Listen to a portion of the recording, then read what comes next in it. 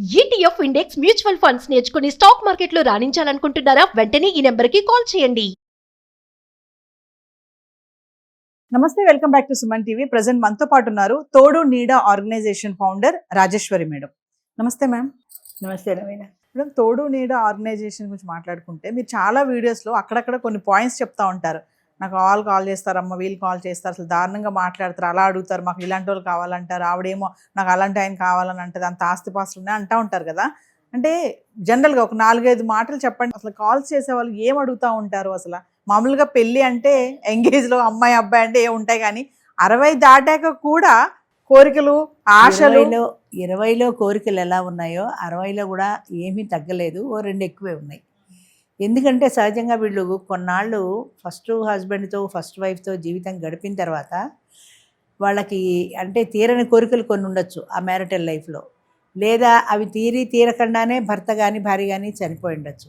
అంచేత ఆ కోరికలు వీళ్ళలో స్టాక్ అయిపోయి ఉంటాయి. ఇప్పుడు ఈ కోరికలు తీర్చే భర్త కావాలి, కోరికలు తీర్చే భార్య కావాలి అనే కోరికలు వాళ్ళలో మిగిలిపోతాయి.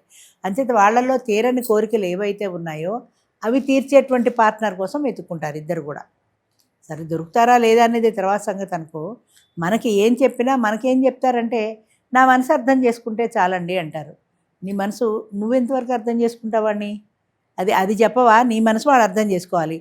ఇవాళ సినిమాకి తీసుకెళ్ళకపోతే నీ మనసు అర్థం చేసుకోలేదు, నీ చీర కొనివ్వకపోతే నీ మనసు అర్థం చేసుకోలేదు, నీకు నెక్లెస్ కొనకపోతే నీ మనసు దిక్కుమాల మనసు. ఇంత చిన్న చిన్న విషయాలకు కూడా నన్ను అర్థం చేసుకోలేదు అంటే ఏమర్థం చేసుకుంటాడు? ఇంకా కాల్స్ గురించి చెప్పాలంటే అమ్మ, కాల్స్ అందుకోలేక నాకు విసుగు వస్తుంది. ఇంతకుముందే నీకు చూపించాను, తెల్లవారుజామున 4 గంటలకు 6 కాల్స్ చేశాడు వాడెవడో. సైలెంట్లో పెట్టి పడుకున్నాను, నిద్రలో ఉన్నాను, నాకు మెలకు కూడా రాలా. తెల్లారి పొద్దున్న చూస్తే 6 కాల్స్ ఉన్నాయి. 10 నిమిషాల వ్యవధిలో 6 కాల్స్ చేశాడంటే ఎంత అసహనంగా ఉన్నాడు వాడు, ఫోన్ ఎత్తలేదని. అంతే ఉంది, కానీ కనీసం నేను ఈ టైంలో చేస్తున్నాను, వాళ్ళు నిద్రపోయే టైం అని వాడికి ఏమైనా జ్ఞానం కొంచెమైనా ఉందా? నాకు కోపం ఆగలేదు. తెల్లారి ఫోన్ చేసి వాడిని తిట్టేదాకా ఆగల. నేను ఫోన్ చేస్తే వాడు ఫోన్ ఎత్తలా. ఓకే, నా నెంబర్ చూసి వాడికి తెలుసు చేసింది తప్పు, తిడతానని తెలుసు, అందుకని ఫోన్ ఎత్తలా. అప్పుడు 2వ నెంబర్ నుంచి చేశా. 2వ నెంబర్ వాడికి తెలియదు కాబట్టి ఎత్తాడు. ఎత్తిన తర్వాత నేను తర్వాత మాట్లాడతాను మేడం అన్నాను. నువ్వు మాట్లాడేదాకా నేను ఉండద్దని 4 దొబ్బులు పెట్టాను. అర్ధరాత్రి అపరాత్రి చేయడానికి బుద్ధి ఉండదా? అసలు నీకేం కావాలో తెల్లారి పొద్దున, ఇదేమి ప్రాణం పోయే సిచ్యువేషన్ కాదు కదా. 2-3 గంటలు ఆగలేవా? 10 గంటలకు చేయలేవా?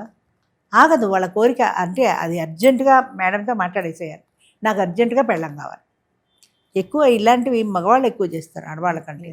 అంటే అసహనం, తొందరగా నాకు ఇప్పుడే మీ నెంబర్ దొరికిందండి అంటాడు. రాత్రి 8ంటికి ఫోన్ చేసి, 9ంటికి ఫోన్ చేసి, 8 గంటలకి 9 గంటలకి నీకు నెంబర్ దొరికితే రేపు పొద్దున చేసేదాకా ఆగలేవా? అర్జెంట్ ఏమన్నా ప్రాణం పోయే పరిస్థితి కాదు కదా. మాట్లాడరు.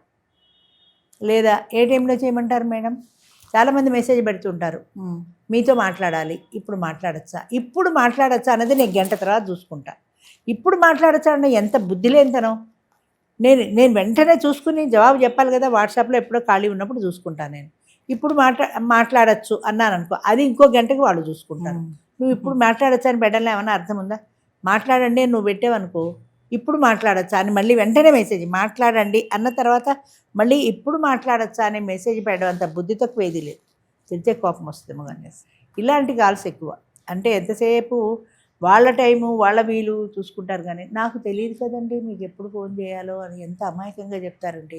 ఏంటి తెలీదు? రాత్రి 12ంటికి ఫోన్ చేయకూడదని తెలీదా? ఒక వయసు వచ్చిన తర్వాత కొంత పరిజ్ఞానం ఉంటుంది. 50 ఏళ్ళు దాటిన వాళ్ళే కదా నాకు చేస్తారు. 50 ఏళ్ళు వచ్చిన వాళ్ళకి ఆ పాటి జ్ఞానం లేకుండా నాకు ఇప్పుడు తెలియదండి అని ఎలా మాట్లాడుతున్నావు నువ్వు? రాత్రి 9 గంటలకు ఫోన్ చేస్తే ఏ ఆఫీసులు ఉంటాయి? ఇంకొకడు ఎవడో చెప్తాడు, మీకు ఆఫీసు లేదుగా. నాకు ఆఫీసు లేదు అంటే నువ్వు చేయొచ్చు అని అర్థమా? ఆఫీసు లేకపోవచ్చు, కానీ ఆఫీస్ టైములు పాటించవా? రాత్రి 9 గంటలకి పిల్లలకి అన్నాలు పెట్టుకునే టైమో, వంట చేసుకునే టైమో, భోజనం చేసే టైమో, ఆ టైం ఏదో ఉంటుంది కదా. కాబట్టి ఆఫీస్ లేకపోతే ఎప్పుడు పడితే అప్పుడు చేసేస్తారా? ఇలాంటి కాల్స్ ఎక్కువ వస్తాయమ్మా. దానివల్లనే నాకు విసుగు వచ్చి కొన్నాళ్ళు బ్రేక్ ఇద్దామని మానేశాను, చేయలేక. నేను బ్రేక్ ఇచ్చిన వెంటనే 4 పుట్టగొడుగులాగా మెదిలిపోయి పెట్టుకున్నారు. సంతోషమే కాదని నేను అంటా, కానీ పబ్లిసిటీ ఏమిచ్చారంటే మేడంకి బాగా లేదు, ఆవిడ గుండె కోసి ఆపరేషన్ చేశారు, ఆవిడ మంచంలో ఉన్నారు, ఇంక ఇప్పుడు ఆవిడ చెయ్యరు, తోడున్నడా చెయ్యరు, మా దగ్గర రండి. డబ్బుల కోసం అవసరమా ఇది? లేకపోతే నిజంగా సేవ చేద్దామంటే తోడు వచ్చిన వాడికి 1000 రూపాయలని ఎలా పెడుతున్నారు నాకు చెప్పు? తోడు వచ్చిన వాడికి 1000 రూపాయలు పెట్టి మీరు భోజనం పెట్టాల్సిన అవసరం ఏముంది? అసలు తోడెందుకు వాడికి అని ఎందుకు అడగరు? వాడు మీకు ఏమైనా డాక్యుమెంట్లు ఇస్తున్నాడా? ఇవ్వటం లేదు. అలాంటి వాళ్ళందరినీ ఎందుకు పిలుస్తున్నారు? డబ్బుల కోసం. ఖచ్చితంగా నేను చెప్తాను, ఈ 1000 రూపాయలు అడిగే వాళ్ళందరూ డబ్బుల కోసం చేస్తున్న వాళ్ళే. డబ్బుల కోసం కాకపోతే తోడొచ్చిన వాడికి 1000 రూపాయలు ఎందుకు తీసుకుంటున్నారు మీరు? వాడు పోయిన వాడు కావాలంటే బయట చేసి వస్తాడు, మీకేంటి సంబంధం? అసలు వాడిని పిలవడమే తప్పు కదా. వాడి డాక్యుమెంట్లు ఉండవు, ఏముండవు. వాడు వచ్చి ఎవరితో మాట్లాడతాడో, ఏ ఫోన్ నెంబర్లు వేసుకుంటాడో తెలియదు, ఇంటికి వెళ్ళి ఎలా మాట్లాడతాడో తెలియదు. తోడు నెడలా మేము పరిచయం చేసి వాళ్ళకి ఇష్టమైతే తప్ప ఆడవాళ్ళ నెంబర్లు ఎవరికి ఇవ్వము. సాయంత్రం 5 నుంచే నాకు ఫోన్లు మొదలవుతాయి. పలానా ఆవిడతో మాట్లాడదాం అనుకున్నానండి, ఆవిడ వెళ్ళిపోయింది, ఆవిడ నెంబర్ చెప్తారా? మరొక విషయం మేడం, మీరు స్వయంవరం అనేది కూడా కండక్ట్ చేస్తూ ఉంటారు కదా, ఎలా అసలు అది ఆలోచన ఎలా వచ్చింది మీకు? స్వయంవరం పెట్టాలి, ఆ ఏజ్లో వాళ్ళకి కూడా స్వయంవరం పెట్టి అందరిని ఒక దగ్గర కూర్చోబెట్టి మాట్లాడించాలని. ఎట్లా వచ్చిందంటే అమ్మ, మ్యాట్రిమోనియల్స్ సాధారణంగా 20 నుంచి 40 వరకు ఉంటాయి. 40 దాటిన వాళ్ళకి ఈ మ్యాట్రిమోనియల్స్ లేవంటే ఎవరు ఆడవాళ్ళు వెళ్ళటం లేదు మ్యాట్రిమోనియల్కి. పెడితే ఉండేవేమో, వెళ్ళటం లేదు. అయితే 50 ఏళ్ల వయసులో కూడా వీళ్ళకి పెళ్లి కావాలనే ఆలోచన ఎందుకు వచ్చిందంటే, నేను ఒక టీచర్గా ఉద్యోగం చేసేటప్పుడు డైవర్సీలు, అన్మ్యారీడ్, విడోస్ ఇలా చాలామంది లేడీస్ ఉండేవారు. వాళ్ళందరూ ఇప్పుడు డైవర్సీ ఉందనుకో, చిన్న చిన్న పిల్లలు ఉంటారు ఈవిడికి, వాళ్ళ ఆయన డైవర్స్ ఇచ్చేస్తాడు, హాయిగా ఇంకో పెళ్లి చేసుకుంటాడు, ఆ పిల్లంతా సుఖంగా ఉంటాడు. ఈవిడికి మాత్రం 50 ఏళ్ల తర్వాత ఇంకొక పెళ్లి కోరిక లేదు కదా ఆ రోజులో. ఈ చిన్న పిల్లల్ని పెట్టుకొని ఈవిడ వచ్చే ఉద్యోగంతో ఆ డబ్బులతోటే సంపాదించుకుంటూ, కష్టపడుతూ, చదివించుకుంటూ నానా బాధలు పడుతుంటుంది ఈ పిల్లలతో. ఇక విడో ఉందనుకో, ఆవిడ పరిస్థితి కూడా అంతే. భర్త చనిపోయాడు, పిల్లలు ఎటు కాకుండా ఉన్నారు, వాళ్ళని చదివించుకోవాలి. ఆవిడకి రెండో పెళ్లి ఉద్దేశమే లేదు అసలు. ఈ చదివించుకుంటూ ఇలాగ ఈవిడ బాధలు ఈవిడ పడుతుండేది. అలాంటి వాళ్ళని చూసినప్పుడు వీళ్ళందరూ ఇంత బాధపడుతున్నారు, వీళ్ళకి ఒక తోడు ఉంటే బాగుంటుంది కదా. తర్వాత 60 దాటిపోయిన తర్వాత పిల్లలు పెళ్ళిళ్ళు చేసేస్తారు, వెళ్ళిపోతారు, ఎవరు ఉద్యోగాలు పెళ్ళిళ్ళకి వాళ్ళు వెళ్ళిపోతారు. ఆడవాళ్ళు ఒక్కళ్ళు మిగిలిపోతారు. వీళ్ళు ఒంటరి అయిపోతారు కదా, ఒంటరి తల్లులు. ఈ సింగిల్ పేరెంట్ని ఎవరు చూస్తారు? వీళ్ళ మంచి చెడ్డలు ఎవరు బాధ్యత వహిస్తారు?